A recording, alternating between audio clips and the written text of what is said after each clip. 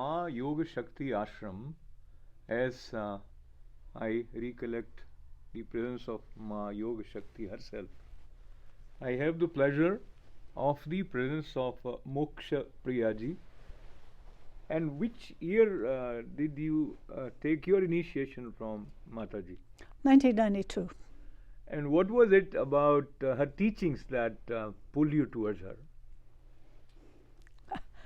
I was already living in another ashram in Miami, and I was a little bit disenchanted and was leaving that ashram. And at one time, Mataji came to visit that Swami, and I wanted to know what she was all about. So I read a little book of hers, which is now published as Techniques of Meditation, but it was a little tiny book published in India. And I go, that woman knows what she's talking about. So then I went, I had left that ashram, and I went up to Melbourne, and they were building the homes, the ashram there. People, devotees were building it. She didn't have any contractors. But the whole thing was that Mataji is very down to earth, and she could explain things that you could use. It wasn't just philosophy up in the air. And that's what brought me to Mataji. And then, of course, it was karmically ordained, because I certainly didn't want to move into that ashram, and she just kept saying, "When are you moving in?" And so that's why. But that was in 1979. Wow. Late 78. In December 1978, I came to the ashram in Melbourne. So last 32 years, you have not only read scriptures, heard from Mataji, traveled to Haridwar several times to India, having seen the practices of Hinduism and sitting at the feet of Ma Durga herself, what do you think is the most appealing part of Hinduism? The most appealing part of Hinduism is that it reflects your own inner self. And when we worship Krishna, Durga, whoever, it doesn't matter. It is a reflection that brings us inside. Hinduism, the Christian tradition thinks of the Lord or God being somewhere else. We know God resides within our heart center. And all the scriptures are there to show us the way to get back to our source, which is God. All of them. Even the Christian, all scriptures do that, but the interpretation is incorrect. And in Hinduism, that's not shielded. It tells you deliberately and purposely, this is what happens. You have to come back to your inner self, to your heart center. And that is the beauty about the Hinduism. And most of my students, I'm Hindu, we have the temple. Most of my students are Westerners. But it relates because people can relate. Spirituality should be something that is personal, not something that you worship. It's not something that you expect someone else to do for you. It's your own work.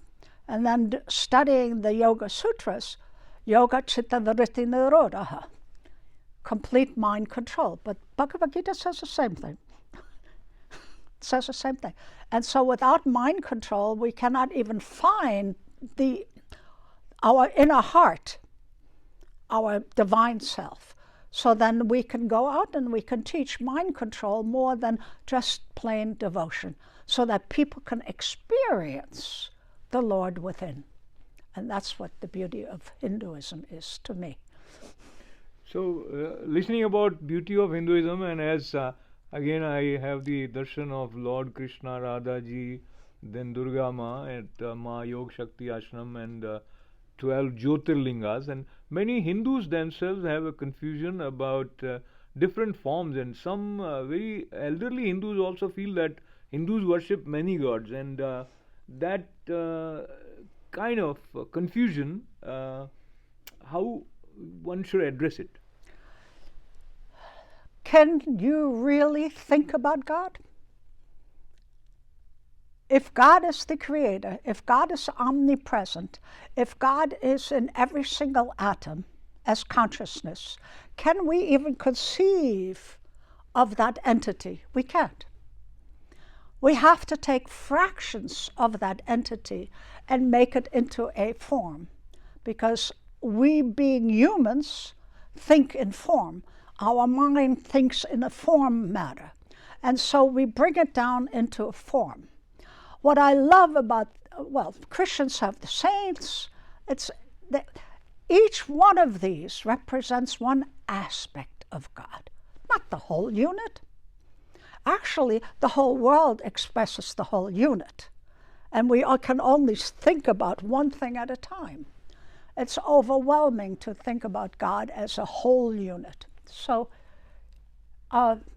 each one of these represents. Mother Durga represents the Shakti. Shiva represents the dead body. Shiva and Shakti together represents us individually. So it's easy to explain. Another beautiful part about having the stories that go behind each one of these. We can relate to those stories. That's the beauty. We can relate to those stories. We can relate to Krishna eating the ghee. We can relate to Ram being in the forest. We can relate. We can see a story. We need to see a story. We need to be inspired. All of these are here to inspire our own journey. And they represent, each one of them represents a journey in the history books, in the stories, etc. And so it's a beautiful thing.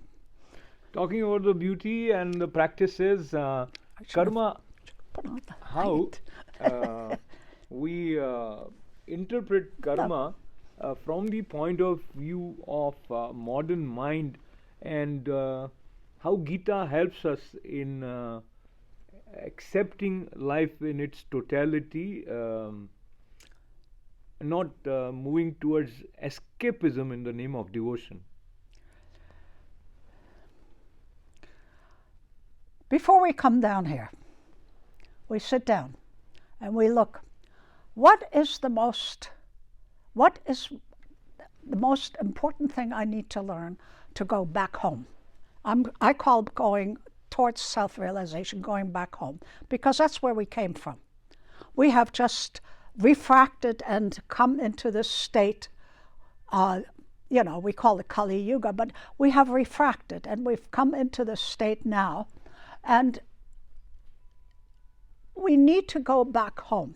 So we decide which lifetime would be best for us to go learn, what we need to learn most importantly in this lifetime.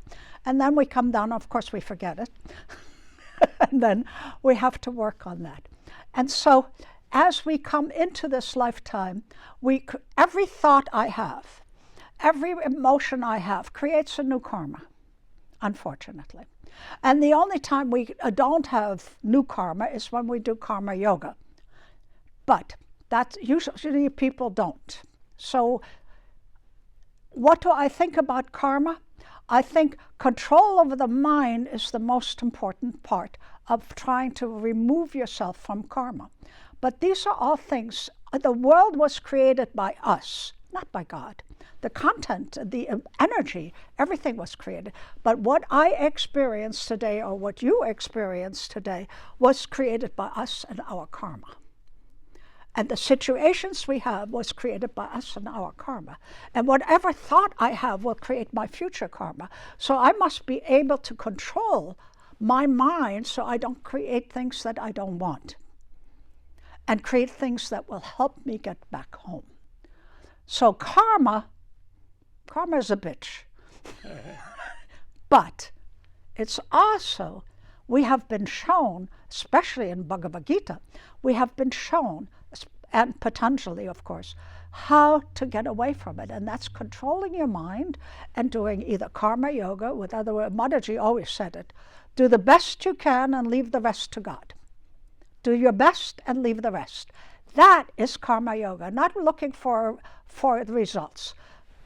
Plan, make make a resolution what you want, do the best to go forward to it, but if it is meant for you, it will happen. If it isn't, let go and let God decide. And most of the time we don't. But we always have to do the best. Do the best and leave the rest. Do the best and leave the rest. And as we leave this conversation, question for you, your advice for Hindu parents, and in general, what do you observe Hindus lack these days especially? Many times they don't seem to be showing enough of conviction in various practices, and neither showing love for scriptures and Okay. You have given me a twofold question. Let me ask you, let me go into the first question. For children, we have 5 bodies of man, and then if you go into Vijnanamaya Kosh is where your soul self has to come through you. And that is activated through creativity. And we are so focused with our children now in academics that we leave behind the creative aspect. That doesn't mean academics cannot be creative. Some kids love mathematics, love the computer, and so forth. Architects are creative. Scientists are creative. But creativity brings out your inner soul self. And we must give children an outlet for creativity of where their creativity is. Every child has a different amount of creativity. And parents don't take the time to find what is within the real self. They want their child to be a specific, become a doctor, become an engineer, become this. They're not allowing necessarily, it could be that they want to become a doctor, or allow the child's inner passions to come out and express themselves, because when that does, they are using their higher self, their soul self, and their individuality, their Dharma. They come down with their Dharma at that time. And that has to be explored. What is your Dharma?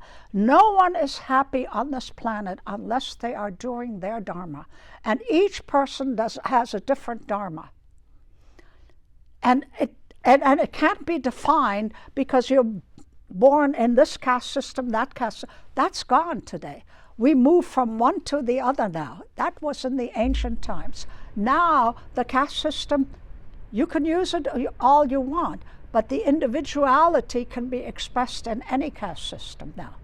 So that's out the window. That was in the olden days. Now you go on the computer, you go to college here, you go to college there. You can be whoever you wish to be, but it has to be your Dharma. And we have to find the passion in children of what their Dharma is. And a parent cannot impose their will on that, for that child to be doing a certain kind of profession for the rest of their life that they don't feel is their Dharma. They will be miserable. So that's question number 1. That's that answer. And now second one. The second one, I don't like to judge. In my personal opinion, everybody is doing the very best that they can with the tools that they have. Society is here to move us away from our own inner journey so we become very good consumers. And if you're coming from another country and you have with less and lack, it is natural that we get overwhelmed with the consumerism of this country and the abilities. Your mother washed the clothes by hand on the riverside, and now you can have a washing machine. So you're naturally going to try to get all of that.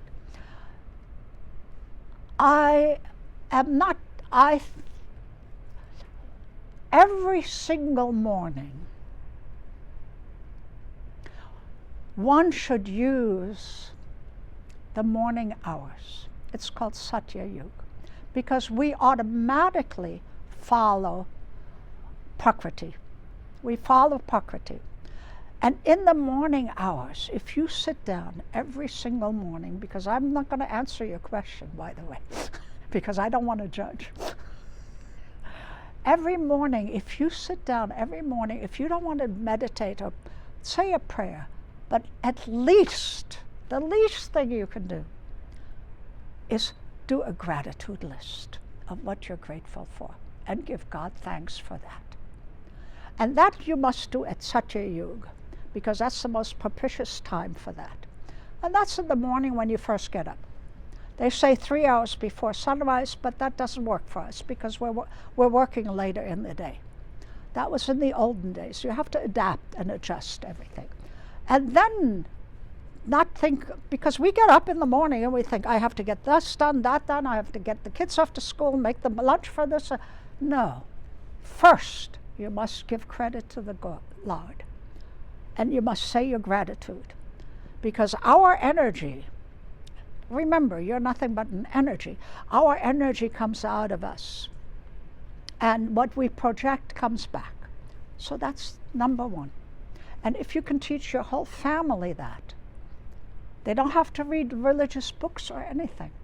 If you can teach your whole family to make sure they get up every morning and be grateful for what they have, that will be enough.